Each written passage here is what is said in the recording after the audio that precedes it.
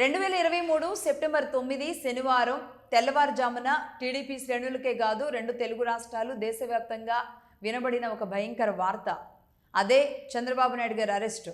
కర్నూలులో ఆయన అక్కడ రైతులతో సమావేశం అవడానికి వెళ్ళిన సందర్భంలో ఆయన్ని అరెస్టు చేశారు. ఆయన్ని గుంటూరు సిఐడి ఆఫీస్కి తీసుకొస్తున్నారు అని పొద్దున్నే లేవగానే శనివారం రోజు అందరికీ వినబడిన ఒక షాకింగ్ వార్త, ముఖ్యంగా టీడీపీ శ్రేణులకి. అంతేకాదు వైసీపీ శ్రేణులు కూడా దీన్ని దిగమింగుకోలేకపోయాయి. ఇది సరైన సమయం కాదు, ఇది సరైన విధానం కూడా కాదు.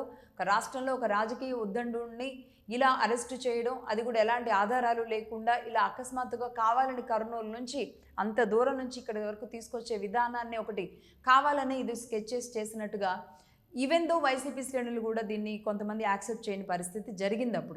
ఇప్పుడు ఎందుకు ఇది గుర్తు చేస్తున్నాను అంటే, ఆ ఒక్క అరెస్టు విడిపోయిన 3 పార్టీలని మళ్ళీ ఏకం చేసి కూటమి ప్రభుత్వాన్ని బలపరిచింది.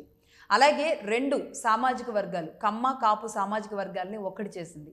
జనసేన టీడీపీ మరో 20 ఏళ్ల వరకు మమ్మల్ని ఎవరు కదలనివ్వలేరు, మా స్నేహం అంత బలమైంది అని చెప్పడానికి పునాది వేసింది ఆ అరెస్టు. ఇలాంటి అనేక ఇన్సిడెంట్స్ జరిగిన దాంతో పాటుగా